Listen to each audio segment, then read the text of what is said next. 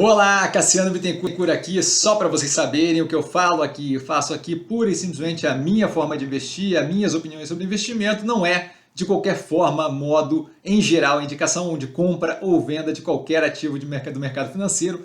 E agora o vídeo, valeu! Olá, Cassiano Bittencourt, pelo Visão Estrategista, neste momento para analisar a CVC, que divulgou resultados, se não me engano, essa semana, foi agora, recente, da operação ali de agência de viagens, da corretagem de pacote turístico, etc. Na análise do quarto trimestre de 2022, que está aqui embaixo, a gente teve toda a explicação da dinâmica negativa do setor estrutural da operação. Está aí a falta de incentivos existentes para a mudança no momento que ela vive hoje em dia. Tá? Como a gente viu com a Kodak lá atrás, e aí vocês vão entender porque eu usei a Kodak aqui como exemplo, com um resultado bem positivo e mudanças no direcionamento no quarto trimestre de 2023, o trimestre anterior, que também está aqui embaixo, tá? E que nesse trimestre acaba justamente dando indícios de provar o meu ponto lá no quarto trimestre de 2022, quando eu falei da questão estrutural do setor, tá? Justamente sobre a dinâmica do setor comentado lá atrás, com algumas novidades, como por exemplo, inteligência artificial. Mas a gente vai entrar nisso tudo mais para frente. Na tela nós temos a estrutura acionária. Para o pause, tá? Para quem quiser dar uma olhada, o Board of Directors, o Conselho Administrativo foi discutido na análise passada do quarto trimestre de 2023, que está aqui embaixo na descrição. Na sequência, a evolução do preço, desde a última análise, mostrando mais algum nível de queda aí no ano contra ano do preço. Tá?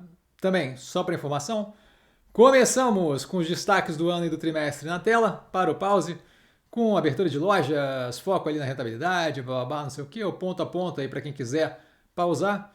Para dar um pouco mais de cor, antes de começar o bashing aqui, antes de começar a sentar o sarrafo, a gente tem o plano de voo da empresa, tá? Com mais informações de como ela pretende continuar com a estratégia. A gente vê ali que a abertura de loja é um foco, então assim, é algo para se pensar.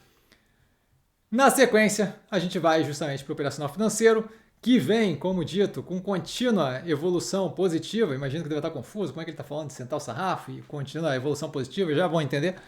Tá, a receita líquida com crescimento de 4% ano contra ano no trimestral, 3,8% de crescimento ano contra ano no anual. Não teremos abertura por segmento, região, mesmo com importância da Argentina ali, tá? Eu já explico por quê, mas basicamente é como reclamar da casa tá suja quando tem uma onda do maremoto vindo na direção da casa. A casa tá suja ou não tá suja, tem relevância zero. Tá, o take rate com leve queda ano contra ano no trimestral, leve mesmo. Tá, mais forte evolução no anual que mostra a continuidade ali da reestruturação da operação sendo bem feita. E EBITDA ajustado com crescimento de 25,1% ano contra ano no trimestral, 100,4%, dobrando aí no anual. É estranho falar um aumento de 100% aqui de 100,4%, mas dobrando no anual, tá? Então bem positivo. A margem vai a 29,5% versus os 24,5% do mesmo período do ano passado no trimestral, o anual com uma absurda evolução, sob uma margem fraca ali, né? Que a gente teve um ano trash no ano passado. Tá? Retorno melhor, mas trash ainda assim. Tá? O retorno ao lucro líquido anual, mesmo que pequeno, assim como o trimestral. A alavancagem com forte continuidade na redução, hoje em 0,6 vezes dívida líquida sobre EBITDA, os aportes feitos e blá, explicados no vídeo passado, no quarto trimestre de 2023, que está aqui embaixo.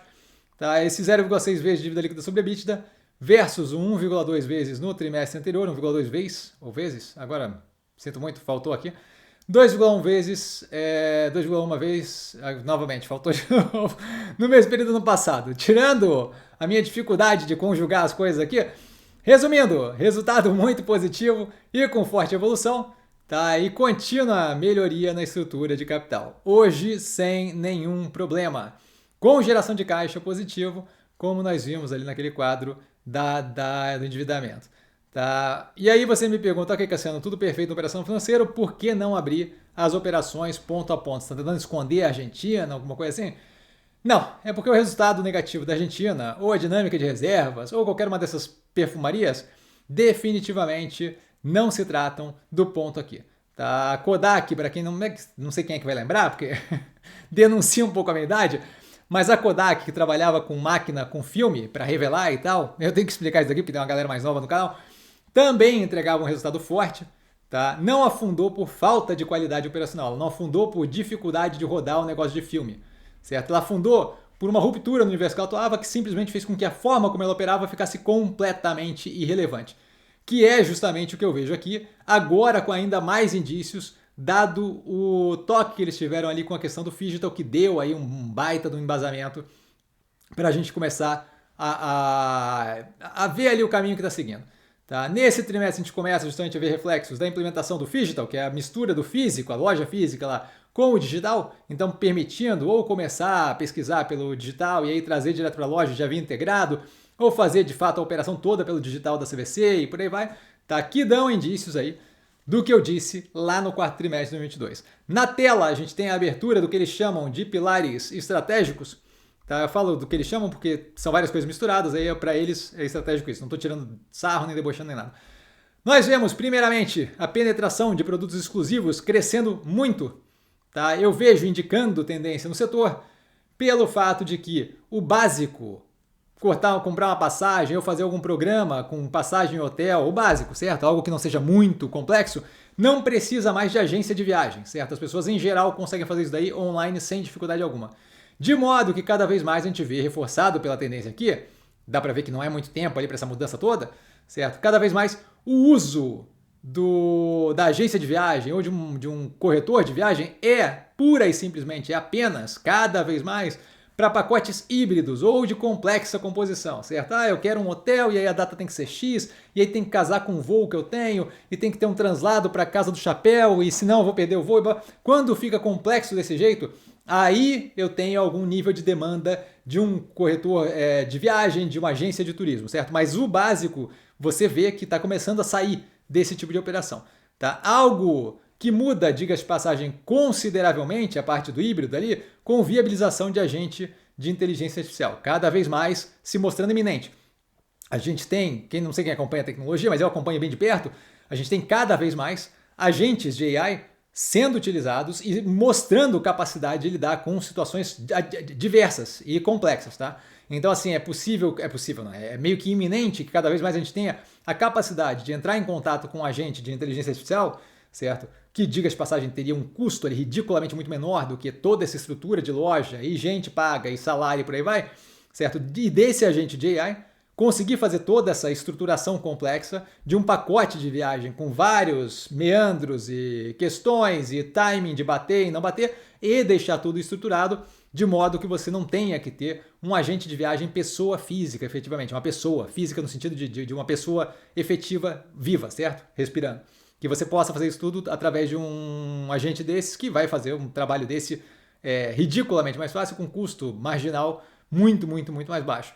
Certo? De modo que uma startup que tenha um agente desse é muito mais competitiva nesse setor do que uma operação que tenha 370 mil lojas e um monte de funcionário e por aí vai. Certo? Reforçando, tá, a dinâmica de extinção dessa operação. Outro ponto, a penetração do Phygital, tá, é o outro fator na mesma direção.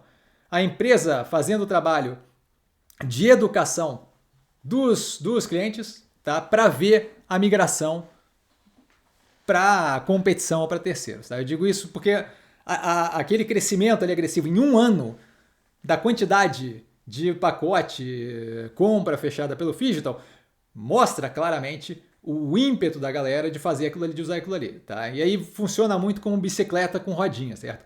A primeira vez eu faço o pacote ou a compra básica mesmo, com o auxílio da CVC, certo? Do tipo assim, pô, não sei se isso aqui não confio em outras operações, mas sei que a CVC é uma operação séria no Brasil, faço a primeira vez, vejo que não tem mistério, certo? Aí vou lá na loja e tal, não sei o que, faço primeiro online, vou lá na loja para confirmar que eu estou comprando de fato meu pacote, para ver que não tem mistério. A segunda vez que eu faço isso, eu já faço 100% digital pela CVC.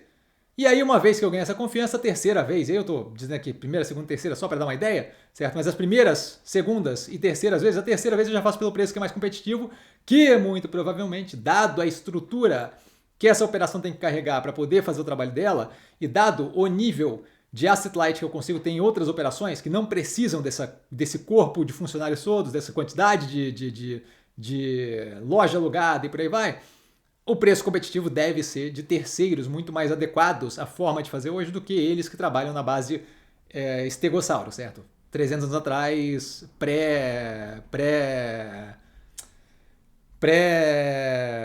é que é o nome daquilo? Meteoro caindo na Terra, tá? De modo que esse negócio aqui de venda tende a ser tomado por nativos, certo? Esse negócio tende a ser dinamicamente muito mais positivo no direcionamento de operações que já nasceram com essa capacidade de fazer esse tipo de negociação, compra, venda de passagem, reserva de hotel, com uma forma muito menos necessitando de funcionário, muito menos necessitando de localização física e muito mais ágil, com custo marginal muito menor, possibilitando atuar de uma forma muito mais agressiva, certo? Não é difícil de imaginar aí a comparabilidade com a Amazon em livraria, certo?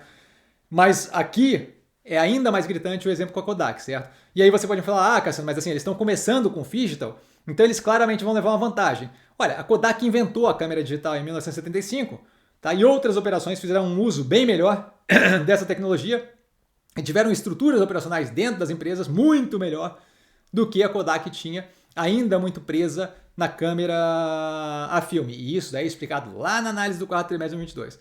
Tá? Esse movimento de incapacidade de competição tem reforço pela dinâmica das lojas, que a gente vê novamente aí na tela, tá? A abertura em ritmo acelerado de algo que vai cair em desuso e se tornar um peso eventualmente. Tá? Como lojas para revelação de filme, retornando ao exemplo da Kodak, certo? Não adiantava expandir e ter loja de revelação de filme em 300 mil lugares, você vai ter o retorno daquilo curto prazista e você vai criar um peso gigantesco que no final para você vai ser uma amarração para efetivamente evoluir dentro do setor que já não responde mais a quem você era. Tá? Finalizando, a operação claramente teve evolução muito positiva no operacional financeiro. Tá? A dinâmica do setor vai depredar a forma como a operação, como a empresa atua.